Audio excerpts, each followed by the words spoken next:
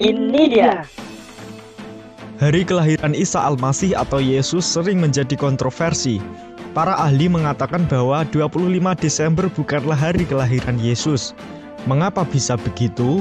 Selain itu, Al-Quran ternyata juga mengisahkan hari Natal atau kelahiran Isa Al-Masih atau Yesus ini. Ini dia Misteripedia mengungkap misteri dunia, Miskontro, misteri kontroversi episode Misteri Hari Natal.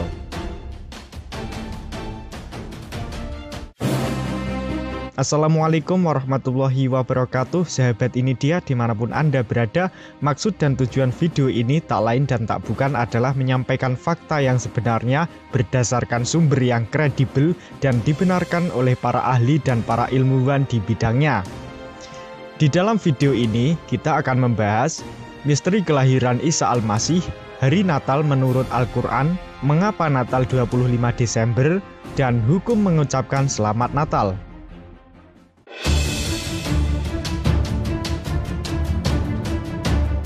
Sahabat, kata Natal berasal dari bahasa Latin yang berarti lahir. Secara istilah, Natal berarti upacara yang dilakukan oleh orang Kristen untuk memperingati hari kelahiran Isa Al-Masih atau Yesus. Upacara keagamaan ini dilaksanakan setiap tanggal 25 Desember. Namun, benarkah Yesus lahir pada tanggal 25 Desember? Untuk menjawab pertanyaan ini, mari kita merujuk pada Bible dan pendapat para ilmuwan Kristen. Kisah kelahiran Yesus ini telah disebutkan di dalam Lukas dan Matius. Dalam Lukas 2, 1-8 disebutkan, pada waktu itu Kaisar Agustus mengeluarkan suatu perintah, menyuruh mendaftarkan semua orang di seluruh dunia. Inilah pendaftaran yang pertama kali diadakan sewaktu Kirenius menjadi wali negeri di Syria. Maka pergilah semua orang mendaftarkan diri, masing-masing di kotanya sendiri. Demikian juga Yusuf pergi ke kota Nazaret di Galilea, ke Yudea, ke kota Daud yang bernama Bethlehem. Karena ia berasal dari keluarga dan keturunan Daud, supaya didaftarkan bersama-sama dengan Maria, tunangannya yang sedang mengandung. Ketika mereka di situ, tibalah waktunya bagi Maria untuk bersalin. Dan ia melahirkan seorang anak laki-laki, anaknya yang sulung. Lalu dibungkusnya dengan lampin dan dibaringkannya di dalam palungan, karena tidak ada tempat yang bagi mereka di rumah penginapan. Di daerah itu ada gembala-gembala yang tinggal di padang, menjaga kawanan ternak mereka pada waktu malam. Sedangkan dalam Matius 2, 1, 10, dan 11 disebutkan, sesudah Yesus dilahirkan di Bethlehem di tanah Yudea pada zaman Herodus, datanglah orang-orang Majus dari timur ke Yerusalem. Ketika mereka melihat bintang itu, sangat bersukacitalah mereka. Maka masuklah mereka ke dalam rumah itu dan melihat anak itu bersama Maria, ibunya. Pernyataan dari Bible tadi dapat kita lihat adanya pertentangan antara Injil Lukas dan Matius tentang kelahiran Yesus. Menurut Injil Lukas, Yesus lahir pada masa kekuasaan Kaisar Agustus yang sedang melakukan sensus penduduk, yaitu pada tahun 7 Masehi. Sedangkan Injil Matius menyebutkan bahwa Yesus lahir pada masa pemerintahan Raja Herodes yang memerintah pada tahun 37 sebelum Masehi hingga 4 Masehi. Walau ada pertentangan di dalam Bible tentang kelahiran Yesus, namun yang jelas Bible tidak menyatakan bahwa Yesus lahir pada 25 Desember.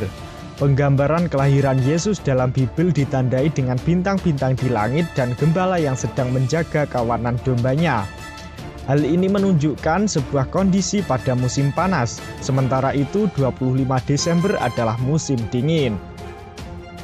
Untuk lebih jelasnya, mari kita lihat pendapat sarjana Kristen Dr. Arthur S. Peak dalam Commentary on the Bible menuliskan bahwa Yesus lahir dalam bulan Elul, bulan Yahudi, bersamaan dengan bulan Agustus-September. Sementara itu, Uskup Barnes dalam Rise of Christianity menyatakan bahwa kepercayaan bahwa 25 Desember adalah hari lahir Yesus yang pasti tidak ada buktinya. Kalau kita percaya cerita Lukas tentang hari lahir itu di mana gembala-gembala waktu malam menjaga di padang di dekat Bethlehem, maka hari lahir Yesus tentu tidak di musim dingin di saat suhu di negeri pegunungan Yudea amat rendah sekali sehingga salju merupakan hal yang tidak mustahil. Setelah terjadi banyak perbantahan, tampaknya hari lahir tersebut diterima penetapannya kira-kira tahun 200 Masehi.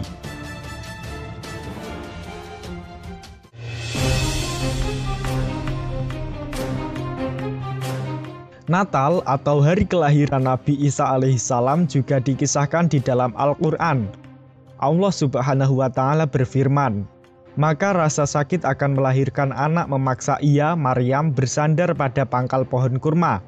Ia berkata, 'Aduhai, alangkah baiknya aku mati sebelum ini, dan aku menjadi sesuatu yang tidak berarti lagi dilupakan.' Maka Jibril menyerunya dari tempat yang rendah, 'Janganlah kamu bersedih hati.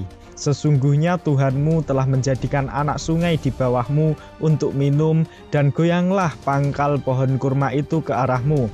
Niscaya pohon itu akan menggugurkan buah kurma yang masak kepadamu.'"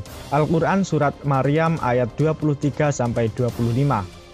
Jadi, menurut Al-Quran, Yesus dilahirkan pada musim panas di saat pohon-pohon kurma berbuah dengan lebatnya, bukan di musim dingin bulan Desember.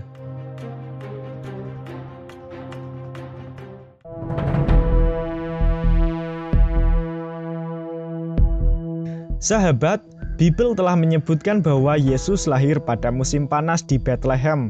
Lalu mengapa tanggal 25 Desember dirayakan sebagai hari Natal? Padahal bulan Desember adalah musim dingin.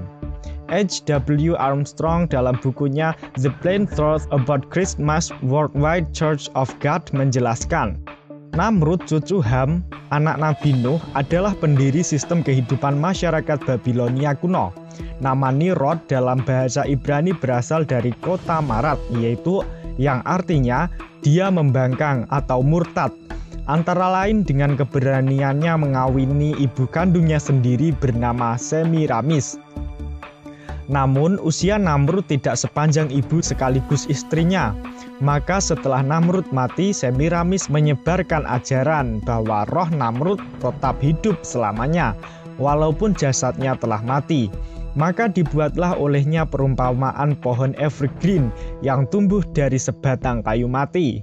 Maka untuk memperingati kelahirannya dinyatakan bahwa Namrud selalu hadir di pohon evergreen dan meninggalkan bingkisan yang digantungkan di ranting-ranting pohon itu. Sedangkan kelahiran Namrud dinyatakan tanggal 25 Desember. Inilah asal-usul pohon Natal. Lebih lanjut, Semiramis dianggap sebagai ratu langit oleh rakyat Babilonia. Kemudian Namrud dipuja sebagai anak suci dari surga. Putaran zaman menyatakan bahwa penyembah berhala versi Babilonia ini berubah menjadi mesiah palsu, berupa dewa Baal, anak dewa matahari dengan objek penyembahan ibu dan anak, Semiramis dan Namrud yang lahir kembali. Ajaran tersebut menjalar ke negeri lain. Di Mesir berupa Isis dan Osiris, di Asia bernama Cybele dan Deoyos, di Roma disebut Fortuna dan Jupiter, bahkan Yunani, Kuan Im di Cina, Jepang dan Tibet, India, Persia, Afrika, Eropa, dan Meksiko juga ditemukan adat pemujaan terhadap Dewa Madonna dan lain-lain. Begitulah penjelasan Armstrong di dalam bukunya. Ensiklopedia Americana terbitan tahun 1944 juga menyatakan sebagai berikut. Menurut para ahli, pada abad-abad permulaan, Natal tidak pernah dirayakan oleh gereja Kristen. Pada umumnya, umat Kristen hanya merayakan hari kematian orang-orang terkemuka saja, dan tidak pernah merayakan hari kelahiran orang tersebut. Perjamuan suci yang tertera dalam kitab Perjanjian Baru hanyalah untuk mengenang hari kematian Yesus. Perayaan Natal yang dianggap sebagai hari kelahiran Yesus mulai diresmikan pada abad ke-4 Masehi.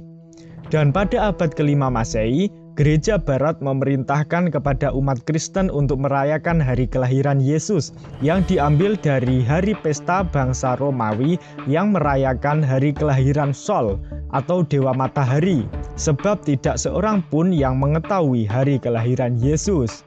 Begitulah pernyataan resmi dari ensiklopedia tentang Natal.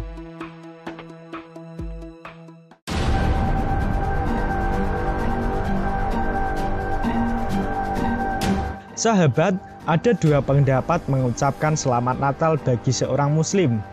Pendapat yang pertama menyatakan haram bagi seorang Muslim mengucapkan selamat Natal karena perayaan ini merupakan syiar-syiar agama mereka. Allah tidak meridhoi adanya kekufuran terhadap hamba-hambanya. Sesungguhnya di dalam pengucapan selamat kepada mereka adalah tasyabuh atau menyerupai mereka, dan ini diharamkan. Rasulullah bersabda, barang siapa yang meniru suatu kaum, maka ia adalah bagian dari mereka. Muttafaqun alaih. Di antara bentuk tasyabuh atau menyerupai perayaan Natal adalah ikut serta dalam hari raya tersebut, termasuk memakai atribut perayaan mereka seperti topi Sinterklas dan sebagainya, dan mentransfer perayaan mereka ke negeri Islam. Sementara itu, jumhur ulama kontemporer berpendapat boleh bagi seorang Muslim mengucapkan selamat Natal dengan beberapa syarat dan ketentuan. Seorang Muslim boleh mengucapkan selamat Natal apabila orang-orang non-Muslim itu adalah para pencinta damai dan mengucapkan Natal itu harus dalam keadaan darurat. Apabila tidak dibutuhkan, maka seorang Muslim haram mengucapkan selamat Natal.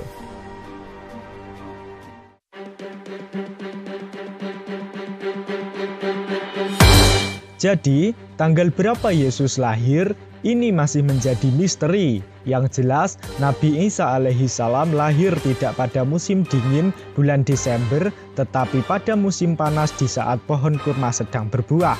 Lalu, mengapa 25 Desember dinyatakan sebagai hari kelahiran Yesus? Semuanya sudah kita jelaskan di awal, dan yang menjelaskan ini bukan siapa-siapa, tetapi ilmuwan Kristen itu sendiri. Dan yang terakhir adalah hukum mengucapkan selamat Natal bagi seorang Muslim kepada orang Nasrani adalah haram kecuali darurat.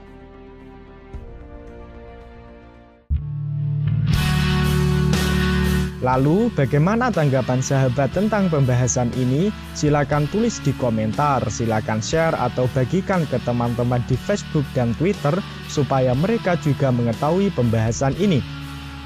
Silakan subscribe ke channel YouTube Ini Dia Misteripedia supaya tidak tertinggal video misteri terbaru lainnya.